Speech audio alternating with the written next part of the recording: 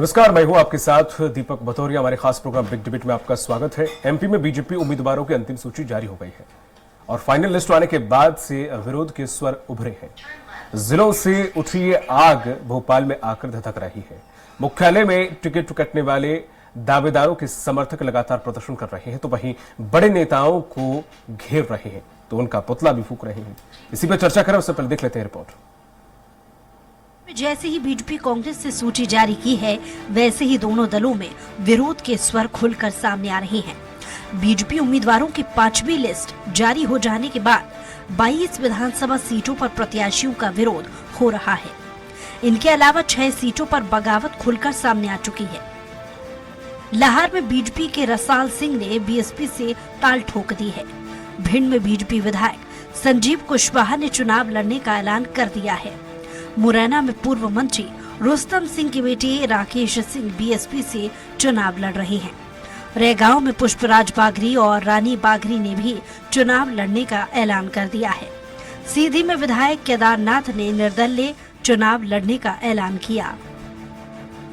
इन 22 सीटों पर हो रहा विरोध प्रदर्शन भोपाल तक।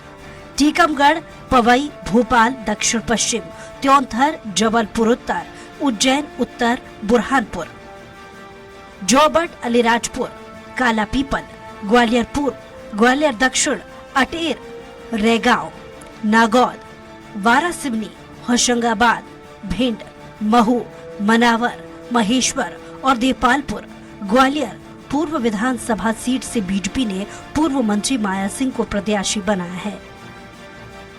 ऐलान होते ही यहां से विधायक रहे और टिकट के प्रबल दावेदार मुन्ना लाल गोयल के समर्थकों ने विरोध शुरू कर दिया।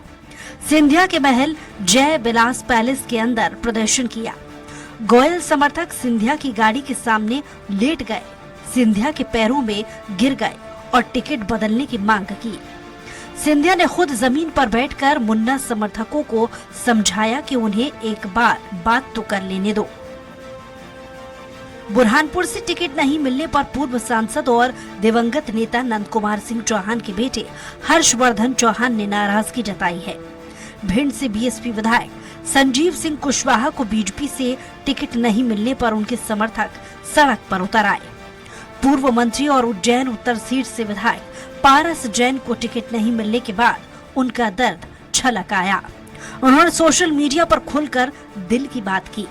टीकमगढ़ में पूर्व विधायक के श्रीवास्तव ने बीजेपी से इस्तीफा दे दिया है। सर्वे और कार्यकर्ताओं की अनदेखी के आरोप लगाए। पूर्व मंत्री रंजना बघेल ने आरोप लगाया है कि उनका टिकट कटवाने में कैलाश विजयवर्गीय की अहम भूमिका है। जबलपुर की उत्तर मध्य विधानसभा सीट से अभिलाष पांडे का टिकट कंफर्म होते ही बीजेपी नेता धीरज पटेरिया और शरद जैन के समर्थकों ने पार्टी के संभागीय कार्यालय में जमकर हंगामा किया। बीजेपी ने होशंगाबाद सीट से मौजूदा विधायक और पूर्व विधानसभा अध्यक्ष सीता शरण शर्मा को टिकट दिया है। इस फैसले पर इसी सीट से टिकट दावेदारी कर रहे भगवती चौरे के समर्थन में उतरे बीजेपी कार्यकर्ताओं ने नाराजगी दिखाई। छिंदवाड़ा में चौरे विधानसभा सीट पर बीजेपी प्रत्याशी लखन वर्मा का भी विरोध हो रहा है। यहाँ पंडित रमेश दुबे के समर्थकों ने जिला बीजेपी कार्यालय के सामने जमकर नारेबाजी की। सतना जिले की नागौद विधानसभा सीट से पूर्व मंत्री नागेंद्र सिंह को 6वीं बार टिकट दिए जाने से नाराज बीजेपी कार्यकर्ताओं ने पार्टी कार्यालय का घेराव कर दिया। रेगांव सीट से भी बीजेपी प्रत्याशी प्रतिमा बागरी को लेकर विरोध हो रहा है। दिवंगत पूर्व मंत्री जुगल किशोर बागरी के बेटे और जिला पंचायत के पूर्व उपाध्यक्ष पुष्पराज बागरी ने नाराज होकर बीजेपी से इस्तीफा दे दिया है। शाजापुर जिले की काला पीपल विधानसभा सीट से घोषित किए गए बीजेपी प्रत्याशी घनश्याम चंद्रवंशी का विरोध हो रहा है। बीजेपी के 3 पूर्व विधायक और सैकड़ों कार्यकर्ताओं ने घनश्याम चंद्रवंशी के खिलाफ मोर्चा खोल दिया है। इंदौर 3 विधानसभा क्षेत्र से अखिलेश शाह नाम के युवा नेता ने बीजेपी प्रदेश अध्यक्ष बीडी शर्मा को पत्र लिखकर पार्टी की प्राथमिक सदस्यता से इस्तीफा दे दिया है। उन्होंने निर्दलीय चुनाव लड़ने का ऐलान किया है। पूर्व मंत्री अनूप मिश्रा ने अपने मामा पूर्व प्रधानमंत्री अटल बिहारी वाजपेयी की कविता रार नहीं ठानूंगा, हार नहीं मानूंगा।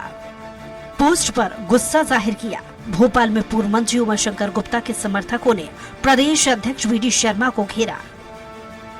मध्य प्रदेश में 5वीं सूची जारी हो जाने के बाद से नाराजगी की लपटें भोपाल तक आ पहुंची हैं। पार्टी विद डिफेंस का दावा करने वाली बीजेपी फिलहाल डैमेज कंट्रोल करने की भूमिका में है, तो वहीं कुछ नेताओं का कहना है कि नाराजगी होना स्वाभाविक है। एक सीट पर कई नेता दावेदारी करते हैं, सबको टिकट देना मुमकिन नहीं है। भारतीय जनता पार्टी की 2 को छोड़कर सभी प्रत्याशियों की सूची जारी हो गई है और सभी अच्छे प्रत्याशी है। पार्टी के सभी कार्यकर्ता अपने अपने काम पर लग गए हैं। थोड़ी बहुत मतभिन्नता रहती है क्योंकि एक स्थान पर कई टिकट मांगने वाले लोग रहते हैं, लेकिन भारतीय जनता पार्टी की सारी स्थितियां नियंत्रण में, सब कार्यकर्ता काम करेंगे और भारतीय जनता पार्टी सरकार बनाएगी। जहां कांग्रेस बगावत को लेकर तंज कस रही है, वहीं बीजेपी का पलटवार भी सामने आया है। जिनके घर शीशे के हों वो दूसरों पर पत्थर नहीं फेंका करते हैं। सूची आ जाने के बाद से कांग्रेस में भी सब कुछ ठीक नहीं है। कांग्रेस भी बगावत को लेकर अंदर खाने में चिंतित है।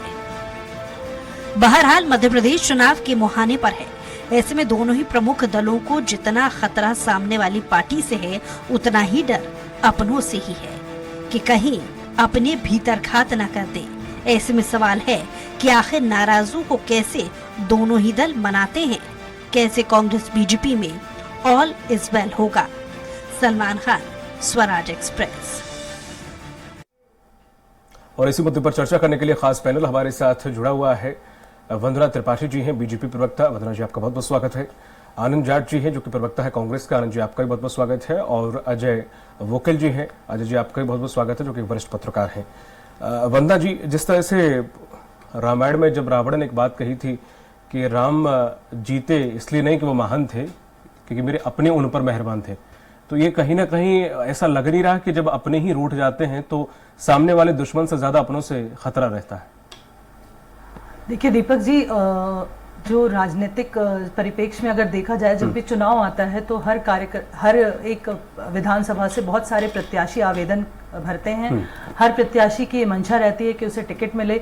सब मेहनत भी करते हैं, जमीनी स्तर पर सब लगे हुए रहते हैं 5 सालों तक, तो उम्मीद करना भी गलत नहीं है। लेकिन आप भी जानते हैं कि सर्वे के आधार पे जो अव्वल आता है उसे ही टिकट दिया जाता है।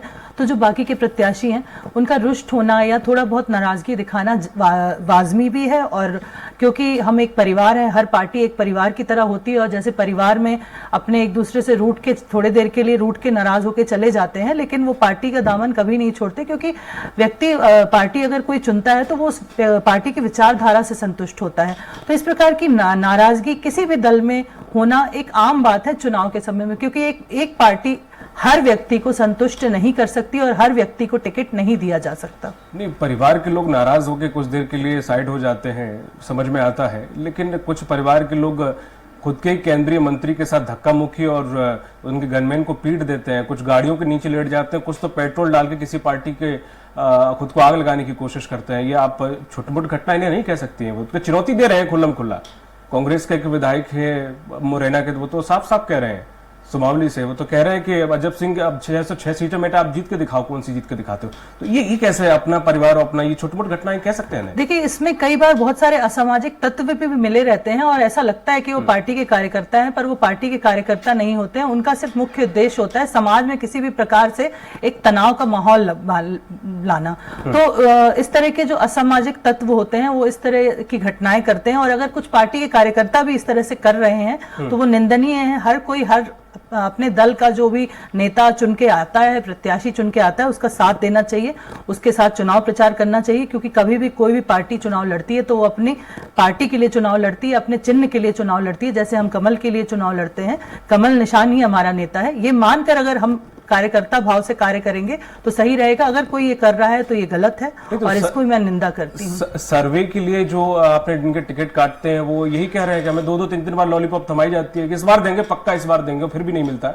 और सर्वे के बोलते हैं हमारे नंबर सबसे अच्छे थे। कहां से, कौन सर्वे किया बताओ तो मुझे पहले, सर्वे तो दिखा, वो तो खुल्लम खुला चैलेंज दे रहे हैं। और सर्वे वाली बात रही तो सर्वे के लिए आप दूसरे राज्य से नेताओं को बुलाते हैं और फिर उनसे सर्वे कराते हैं, जिन्हें ना कहीं पृष्ठभूमि पता है, ना नेताओं का करियर पता है, ना भौगोलिक स्थिति पता है, ना कल्चर पता है, तो वो कैसे सालों की मेहनत किसी की जज करके चले जाते हैं कुछ दिनों में, 1 या 2 दिन के अंदर? कुछ लोगों से बात करें। अगर मैं भारतीय जनता पार्टी के परिप्रेक्ष्य में बात करूं तो भारतीय जनता पार्टी एक संगठन के रूप में कार्य करता है और संगठन में हर एक व्यक्ति का मत माना जाता है, हर एक व्यक्ति की अपनी राय होती है और सबकी सर्वसम्मति से जो राय बनती है उसी राय के आधार पर हम प्रत्याशी चुनते हैं। ये हमारी जो पार्टी है वो कांग्रेस पार्टी की तरह नहीं है जहां सर्वे सर्वा अर्थात कमलनाथ जी और दिग्विजय सिंह जी जैसे लोग सर्वे सर्वा बनके सारा सर्वे भी खुद ही कर लेते हैं और सर्वा बनके टिकट बांट देते हैं। हमारे यहाँ एक संगठन के रूप में हम लोग कार्य करते हैं और जब हमारा संगठन कोई निर्णय लेता है तो बहुत सोच समझ कर लेता है।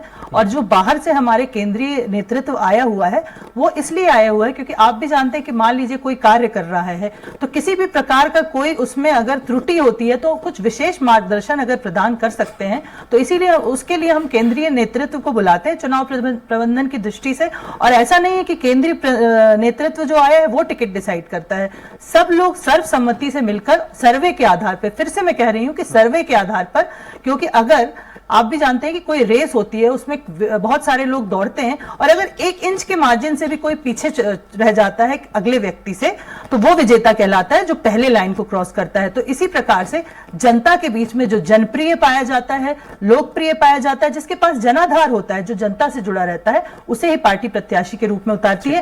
कारण ये है कि कोई भी पार्टी हो, लोकतंत्र के इस पर्व में मुख्य उद्देश्य है विजय पाना और विजय पाने के लिए प्रत्याशी ऐसा ही उतारा जाएगा जो चुनाव जीत के ला सके। तो ये हर पार्टी का उद्देश्य होता है, चाहे भारतीय जनता पार्टी हो, कांग्रेस हो या अन्य कोई भी राजनीतिक दल हो। कहते भी है कि हर विजय अपनों का खून मांगती है तो उसके बाद ही विजय मिलती है, तो ये कहा जा सकता है। ठीक है, नहीं इस तरह से तो मैं नहीं कहूंगी। कुर्बान कर सकते हैं, नहीं ठीक है। अब देखिए वो मेहनत करता है कोई 10 साल से तो उम्मीद में करता ना कि आज निकल मिलेगा। खैर वो अभी बात करेंगे। कांग्रेस प्रवक्ता के पास मैं सर जाना चाहूंगा। सर जिस तरह से देखा जाए जो आलम इनकी तरफ है, लेकिन थोड़ा आपकी तरफ आलम जो अभी निकल कर आया है, जो अध्ययन किया हुआ है, उसमें 47 सीटें ऐसी हैं जिसपे थोड़ा सा आपत्तिजनक स्थिति बनी हुई है। इनके पास 22 सीटें ऐसी हैं, आपके पास थोड़ा सा ज्यादा सीटें ऐसी हैं जिन पे इस तरह के हालात बन रहे हैं। कैसे निपटेंगे? समय है ही नहीं लगभग। अब मैं ये नहीं कहूंगा कि समय थोड़ा बहुत है, समय नहीं है। तो कैसे मनाएंगे? कुछ तो आग लगा रहे हैं, कुछ तो अपनों के कपड़े फाड़ रहे हैं, कुछ कार्यालय में तोड़फोड़ कर रहे हैं। ये कैसे? भदौरिया जी, आपका प्रश्न बहुत अच्छा है जी, और शुक्रिया। जो आप 47 सीटें कह रहे हैं, 42 सीटें कह रहे हैं, मुझे नहीं पता किस आधार पर कह रहे हैं। नहीं, मैं कुछ और भी लोग कह रहे हैं। हाँ। बात सुनिए, मैं आपको नहीं गलत ठहरा रहा हूँ, ठीक है, मैं तो अपनी बात कह रहा हूँ जी जी। कि मैं रोजाना प्रदेश कांग्रेस कार्यालय में रहता हूँ और मैं देखता हूँ कि विरोध प्रदर्शन किस तरह के हो रहे हैं। तो कहाँ से आ रहे हैं लोग, कैसे आ रहे हैं? सोशल मीडिया पर आपको कहीं से एक खबर आ गई, उसमें 4 प्रदर्शनकारी हैं और 20 कैमरामैन खड़े होते हैं, तो उसको विरोध नहीं कहा जा सकता है। लेकिन फिर भी जब हम राजनीतिक क्षेत्र में काम करते हैं तो प्रत्येक व्यक्ति की एक महत्वाकांक्षा होती है। संगठन की महत्वाकांक्षा और निजी महत्वाकांक्षाएं कई बार एक नहीं हो पाती हैं, तो व्यक्ति को उसमें असंतुष्टि होती है, उस असंतुष्टि के कारण उसमें उत्तेजना भी आती है। लेकिन चूंकि वो परिवार का मामला है, बातचीत से सब सेटल हो सकता है। और हमारे यहाँ तो ये आदरणीय कमलनाथ जी ने एक मैकेनिज्म जो तैयार किया है, आपने अभी सर्वे की बातचीत की, भाजपा की प्रवक्ता भी बहुत अच्छे से कमलनाथ जी के बारे में जो भ्रम फैलाने की कोशिश वो कर रही थी, वो करना भी चाहिए, उन्हें राजनीतिक विरोधी हैं हम तो करना भी चाहिए। लेकिन मैं बता दूं कि अगर किसी सीट पर 15 उम्मीदवार हैं तो 15 के 15 को बिठाकर ये बता दिया गया है और उनको बता दिया है कि सर्वे में आपकी स्थिति ये है, आपकी स्थिति ये है। तो लेकिन उसके बावजूद अपने समर्थकों को समझाना बहुत मुश्किल होता है कई बार, तो नेता इसलिए भी विरोध कर लेते हैं। लेकिन हमारे यहाँ किसी को हार्ट अटैक नहीं आया, झूठे सर्वे के कारण किसी को हार्ट अटैक नहीं आया। किसी को चुनाव से पहले आएगा, किसी को बाद में आएगा। तो ये जो बहुत अलग अलग तरह की जो चीजें हैं उसको समझने की बहुत जरूरत है कि आज मध्य प्रदेश में हमने 229 सीटें घोषित कर दी हैं और उसके बावजूद हमारे प्रत्याशी क्षेत्र में प्रचार में लग चुके हैं। ठीक है, मैं सहमत हूँ। चलिए आपसे, आप सर्वे की बात आपने कही, ठीक है, हो सकता है मैं आपके सर्वे पे सवाल नहीं उठा रहा हूँ, जो प्रत्याशी वही उठा रहे हैं, कुछ विषय विशेषज्ञ भी उठा रहे हैं कि अब जैसे कि शिवराज सिंह चौहान वाली सीट से आपने जिन्हें उतारा, वो कौन से सर्वे और कैसा सर्वे किया गया था कि उन्हें उम्मीदवार बनाया? ये थोड़ा समझ से परे मैं है। बुधनी विधानसभा से ही आता हूँ। महगांव में अच्छा मैं- ठीक है, आप वो मुझे बताइए, महगांव में लाहर जी के जो विधायक है उनके भतीजे को उतार दिया, जो पटवारी का भी हाल ही में कुछ रिजाइन देके कुछ वो पहुंचे हैं, उनका जनाधार क्या, जो गजेंद्र सिंह भदौरिया वो वहां पे लगातार मेहनत कर रहे थे, बोल रहे थे हम तो 12-13 साल 98 से जुड़े हुए हैं, वो मेहनत कर रहे हैं, तो हमें कुछ नहीं मिला। ये कैसा सर्वे, आप बताओ अच्छा अपने हिसाब से। कोई व्यक्ति जब यूपीएससी की तैयारी करता है तो किसी का पहले अटेम्प्ट में निकल जाता है, कोई 4 अटेम्प्ट देकर नहीं पास कर पाता है, तो 10 साल से लगा हुआ है, इसका ये मतलब थोड़ी है कि वो उसी समय विनिंग कैंडिडेट बन गया है। अच्छा। कोई पहली बार में भी जीत जाता है चुनाव, तो ये कोई पैमाना नहीं है कि सर्वे किस तरह का हुआ। और रही बात बुधनी विधानसभा की सीट की, तो हमने तो इसे जनता की सेवा से देखा मैं था उसी जोड़ के, आपने मैं उसी UPSC पर से बात जोड़ कर रहा हूँ। दिया। यूपीएससी भी जनता की सेवा, अगर जो आप कल नहीं तक मानते मुंबई तो में अलग रहा, विषय है। कल वो अलग तक विषय मुंबई में है, रहा, तो 2 महीने पहले आया, राजनीतिक वो सुनिए ना कैसे आकाश जी, जनता का सरोकार, कैसे जनता के सुख दुख में बांटा उसने? दीपक जी मेरी बात सुनिए ना।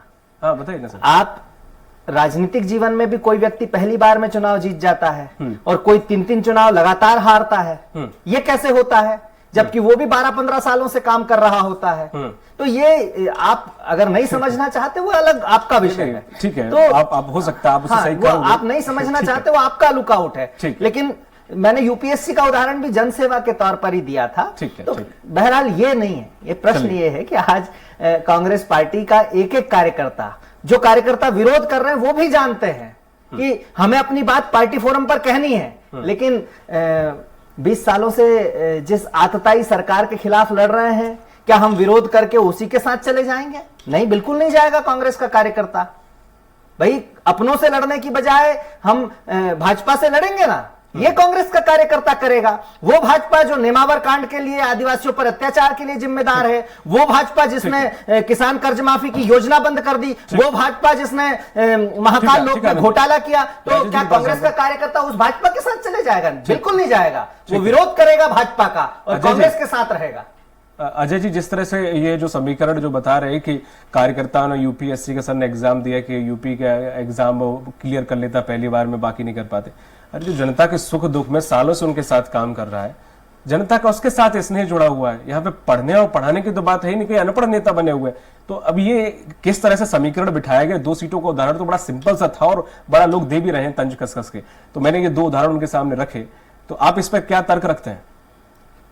देखिए ऐसा है कि यूपीएससी से तुलना करना अपनी जगह ठीक है, वो भी लोक सेवा है, इसमें कोई शक नहीं है, लेकिन उसका क्राइटेरिया अलग है, उसके दायित्व अलग तरह के हैं। राजनीति में लोग क्यों आना चाहते हैं? यहाँ सबसे बड़ा सवाल तो मैं आपसे ये करना चाहूंगा कि आखिर ऐसी कौन सी स्थिति की टिकट नहीं मिलने से लोग मरने मारने में उतारू हो गए हैं?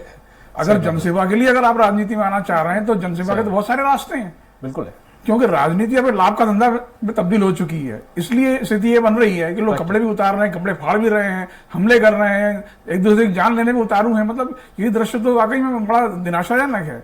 और ये कोई एक ही पार्टी में नहीं है, कांग्रेस में इस तरह के लड़ाई झगड़े पहले भी होते थे। मैंने तो एक बहुत बड़े नेता को पिटते अपनी आंखों से देखा भोपाल में, जो अब इस दुनिया में नहीं है, इसलिए हम नाम नहीं लेना चाहता, मैं उसका गवाह हूँ।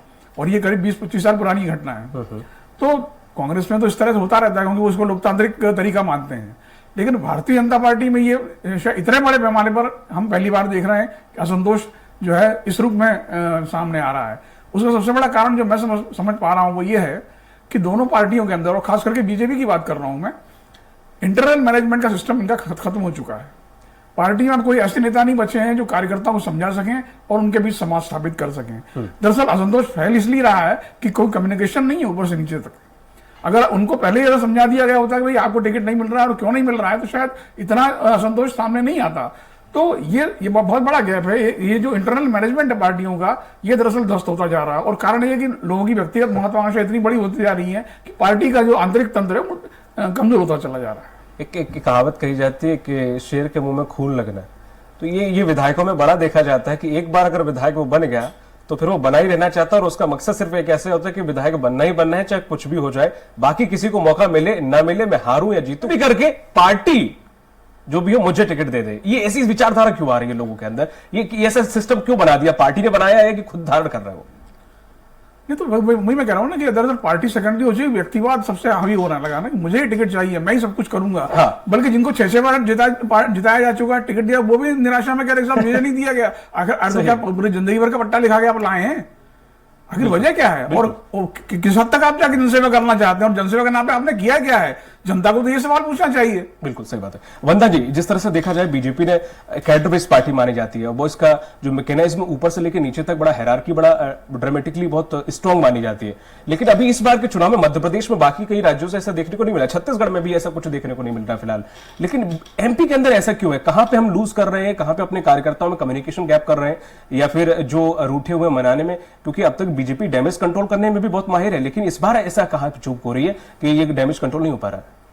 देखिए, भारतीय जनता पार्टी हमेशा अनुशासन और अपनी परंपराओं के लिए जानी गई है, और हमेशा अनुशासन रहा है भारतीय जनता पार्टी के कार्यकर्ताओं में। अगर ये इक्का दुक्का घटनाएं हो भी जाती हैं तो ये निंदनीय है, और ये कहीं ना कहीं ये दिखाती है कि कितना महत्वाकांक्षी हो चुके हैं, चाहे कांग्रेस के कार्यकर्ता हो, चाहे भारतीय जनता पार्टी के या किसी भी अन्य दल के कार्यकर्ता। क्योंकि जो परंपरा कहती है वो ये है कि जो भी प्रत्याशी के रूप में आ जाए, हमें उसका साथ देना है, उसके साथ हमें चुनाव लड़ना है, और अंततः हमें अपनी पार्टी को विजय बनाना है। ये एक कार्यकर्ता का मूल उद्देश्य होना चाहिए किसी भी राजनीतिक दल के।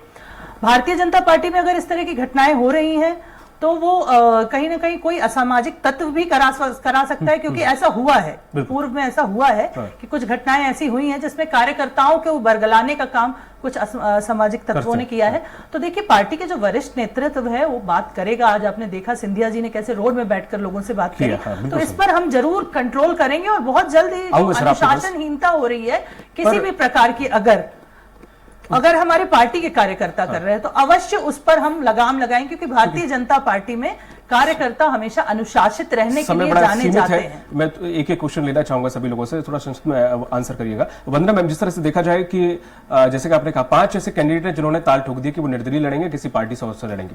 अब हाल ही में अगर हम देखें, प्रवीण पाठक वाली जो दक्षिण विधानसभा ग्वालियर की सीट है, वो एक वहां पे जो आपकी बीजेपी भी टिकट की मांग कर रही थी, पूर्व महापौर हैं, उनकी वजह से पहले वो टिकट हार गए थे सीट, और उनके हिस्से में चली गई थी वो सीट, और बड़ी की बीजेपी की खाटी सीट है वो, उसके बावजूद भी। तो यानी कि आप ये अंदाजा लगा सकते हैं कि कैसे एक बागी पूरा सीट का खेल बिगाड़ सकता है। तो अब ऐसे में 5 ऐसे हैं जो कि अब जा चुके, उन्हें शायद कंट्रोल करना मुश्किल है, क्योंकि उन्होंने सीधा सीधा ताल ठोक दिया, और निर्दलीय चुनाव लड़ेंगे किसी पार्टी से। तो अब उन्हें कैसे मैनेज हुआ? बाकी 22 वो अलग है, वो कैसे मैनेज हो जाएंगे? अब देखिए, उनसे बात करी जाएगी, वार्तालाप किया जाएगा, और वार्तालाप से कुछ अगर निकलता है तो ठीक है, नहीं तो देखिए, भारतीय जनता पार्टी के जो भी प्रत्याशी उतर रहे हैं वो अकेले नहीं लड़ते हैं चुनाव, वो संगठन के रूप में चुनाव लड़ते हैं, और भारतीय जनता पार्टी इतना मजबूत संगठन है कि वो उन सीटों पर भी प्रचंड बहुमत लेके आएगा, और अपनी पार्टी की सरकार हम बनाएंगे मध्य प्रदेश में। ठीक, आनंद जी, अपनों का दर्द आप तो बहुत अच्छी तरह से झेले हुए हैं, तो आपसे तो कहना ही क्या। तो अब ऐसे में जो अपने खड़े हुए, आपके भी तकरीबन 5 से 6 लोग ऐसे बताए जा रहे हैं निर्दलीय या फिर दूसरी पार्टी से खड़े हो गए हैं, तो अब कैसे इस चीज को डैमेज कंट्रोल करोगे? 30 तारीख आखिरी तारीख है शायद, तो कैसे नामांकन वापस होगा, या कैसे क्या होगा? ये खड़े हो गए तो सीट का पूरा समीकरण मेरे हिसाब से तो बिगड़ जाएगा। देखिए, भाजपा का जो चरित्र है वो दोहरा है। एक तरफ भाजपा प्रवक्ता कह रहे हैं कि सिंधिया जी ने बैठकर बात की, दूसरी तरफ आज का अखबार कह रहा है कि मुन्ना लाल गोयल समेत 4 लोगों पर एफआईआर कर दी गई, छोटे रूप में ऐसे ही जो केंद्रीय मंत्री के साथ बदसलूकी की गई कार्यकर्ताओं द्वारा, उन पर भी एफआईआर हो गई, 4 लोग वहां भी जेल भेजे जा चुके हैं जबलपुर में।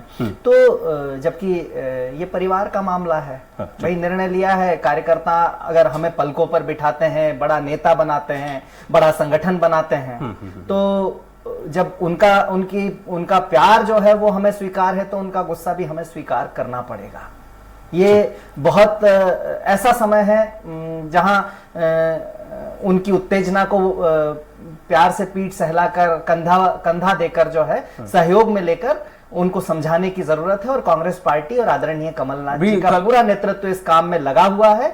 और 30 तारीख को अगर आप दोबारा मुझे डिबेट में बुलाएंगे तो मैं भदौरिया जी आपको विश्वास दिलाता हूं कि कांग्रेस के केवल अधिकृत प्रत्याशी मैदान में होंगे, और कांग्रेस का एक कार्यकर्ता प्रचंड बहुमत से कांग्रेस की सरकार जनता के लिए। मुरली वाकलीवाल जी के जो समर्थक है वो पेट्रोल डालकर खुद में आग लगा रहे थे, उन्हें भी गिरफ्तार लीजिए। मुरली जी करके कुछ नाम है, मुरली मोरवाल का कह रहे हैं आप, बड़नगर में। हाँ, तो उन्हीं के जो समर्थक हैं वो पेट्रोल डालते हुए अब उन पे केस हो गया है, तो अब क्या अब उन्हें भाजपा की तरफ से काफी लोग गो पे हुआ है, 1-2 पे नहीं, सॉरी, ये जो केस हुआ है, कांग्रेस पार्टी ने उन पर केस दर्ज नहीं कराया है। आत्मदाह के संबंध में केस हुआ है ना उन पर, तो उनकी वो डिफेंस तो आएगी। संविधान अपना काम करेगा, कानून अपना काम करेगा। हाँ, इसमें कांग्रेस का क्या रोल है? नहीं, लेकिन आपके यहाँ समर्थन से भाजपा ना। कार्यालय में अगर तो मारपीट वाला धक्का-मुक्की मामला हुई था ना है, सर, वो तो मारपीट वाला आ बदसलूकी हुई गया है, था। ठीक है चूंकि सर चूंकि समय बहुत कम है हमारे पास। हाँ, अजय जी, तो वो दोनों अलग अलग चीज है। अब भाई सिंधिया जी के सामने तो बातचीत हो रही अजय जी, थी, उसमें क्या सर, दिक्कत थी? सर समय बहुत कम है, माफ कीजिएगा। अजय जी, जिस तरह से दोनों ही पार्टियां सहमत है कि हम अपने रूठों को मना लेंगे, लेकिन आपका जो पत्रकारिता का अब तक का अनुभव है और आप जो तक देख आए, कई चुनाव अपनी नजरों से निकले होंगे, उसमें आपने क्या देखा? ये बागियों की वजह से कितने ये बागी बन पाते हैं और ये बागी कितना खेल बिगाड़ सकते हैं? या डरना चाहिए, नहीं डरना चाहिए? देखिए, दोनों पार्टियों को मिलाकर अगर सीटों का हिसाब लगाए तो लगभग 70 सीटें होती हैं, बिल्कुल सही। जहां पर बगावत है किसी न किसी रूप में। हाँ, सही है। और अगर यहाँ पर जो है निर्दलीय खड़े हो गए या दूसरी पार्टी, छोटी पार्टी से टिकट लेके बड़े बाहुबली या प्रभावशाली लोग खड़े हो गए तो चुनावी समीकरण बदल सकते हैं। कहीं ये बीजेपी को नुकसान पहुंचाएंगे, कहीं कांग्रेस को नुकसान पहुंचाएंगे। ऐसी स्थिति में पार्टियों का जो आंतरिक आकलन है सीटों का, वो गड़बड़ा सकता है। इसलिए ये चुनाव जो है मध्य प्रदेश का अब एक अलग दिशा में जाता हुआ दिख रहा है।